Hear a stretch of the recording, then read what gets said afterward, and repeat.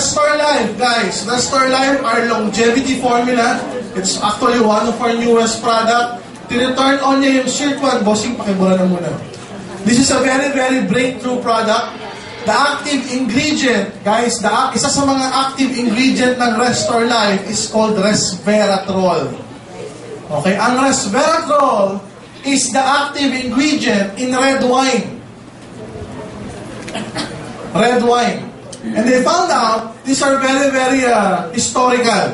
They found out yung mga tao sa Europe, kung saan malamig, kung saan ang alak ay normal.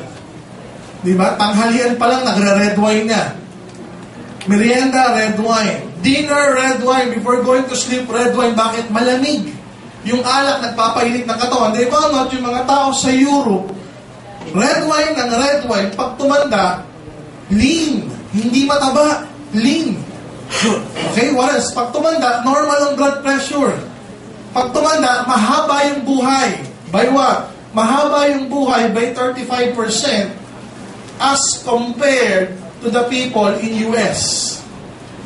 Ang mga tao sa US, yun na nga, diet, burger, french fries, colas, beer. Nawala na mga resveratrol.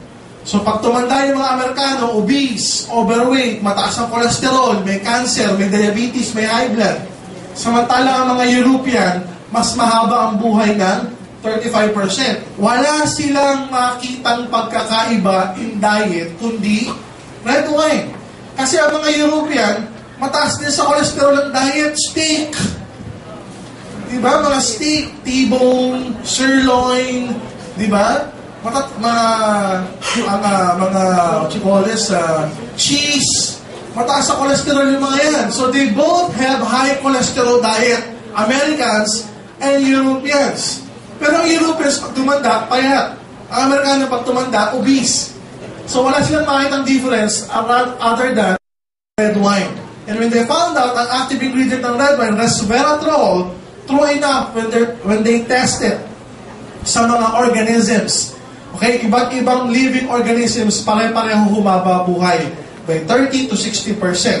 So naglabasan ng mga supplements based on this particular ingredient called resveratrol. Now this particular doctor named Dr. David Sinclair, he is a Harvard researcher. Pag sinabing Harvard, sikat o hindi sikat? Sikat. Sikat. So for so many years, for the past 10 to 20 years of his life, he dedicated to resveratrol. Okay? Recently, 2006, guys, 2006, binili ng isang pharmaceutical company, yung company ni Dr. David Sinclair. Glaxo. Are you familiar with it? Yes. Ang buong pangalan niya, GlaxoSmithKline Beecham. Tatlong company na nag-merge together, pharmaceutical. Binili yung company ni Dr. David Sinclair ng $800 million. Why? They are launching a drug. Drugs na. Hindi na po supplement. They're launching a drug based on resveratrol na ni-research yan. So usually kapag drugs, matagal bago i-launch yan. Kasi may mga clinical studies, may testing pa, gaano karaming milligrams, blah blah blah, ang tagal. So bago nila i-launch yun, tayo nag-launch na supplement-based lang. Pwedeng mainom. Okay? Pwedeng gawin na supplement, inumin on a daily basis. Why? Ano ba ginagawa ng... By the way, ang ingredients natin, ang main component ng or source ng ating resveratrol, Japanese knotweed. Okay? It's an herb from Japan and from Asian countries, knotweed.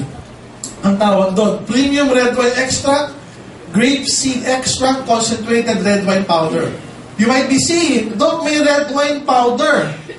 Tapos may premium red wine extract. And then may red wine component yan. Yes. Pero certified na walang alcohol. Kaya meron tayong halal certification for this. Kaya baka sabihin nyo, naku, baka malasing ako pag ininom ko yan. No. Wala siyang alcohol content kasi ang in-extract lang yung active ingredient which is resveratrol. Next. Ano ba basically nagagawa ng Restore Life sa ating katawan? When we talk about heart disease, it can reduce inflammation, prevent oxidation ng bad cholesterol para wag tumigas, wag magkaroon ng cholesterol plaque, In the future, huwag magkaroon ng atherosclerotic plaque na nakita nyo kanina. Therefore, it decreases the incidence of heart attack, cancer. Ayan. It limits the spread of cancer cells para huwag nang mag-metastasize from one organ to another kasi mababalitaan nyo, may breast cancer. Tapos yung cancer sa breast, lumipat na sa brain, lumipat na sa liver. So ito, it limits yung pag-spread ng cancer. What else? It triggers the process of cancer cells death. Nakakatulong mamatay yung cancer cells by going to the process of apoptosis. Yan yung cancer death. Alzheimer's disease, yung nagiging makakalimutin, ulyanin sa matatanda. It protects the nerve cell from damage. Okay? What else? Diabetes. Nako, ito, maganda sa diabetes ang Restore Life. Okay? It prevents insulin resistance. Okay? Yun yung precursor ng diabetes mellitus. Ano pa? Activates SIRT1 gene. Yan yung pinaka-importante sa lahat.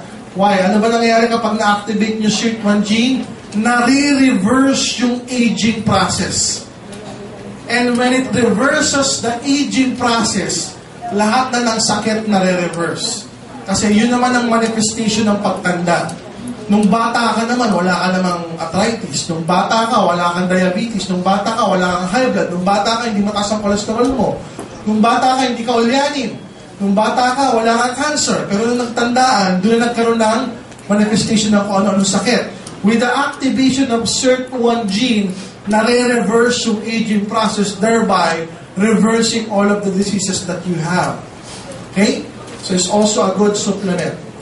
You can take it every day, once a day, 2 times a day, 3 times a day, depending kung ano yung kalagayan mo.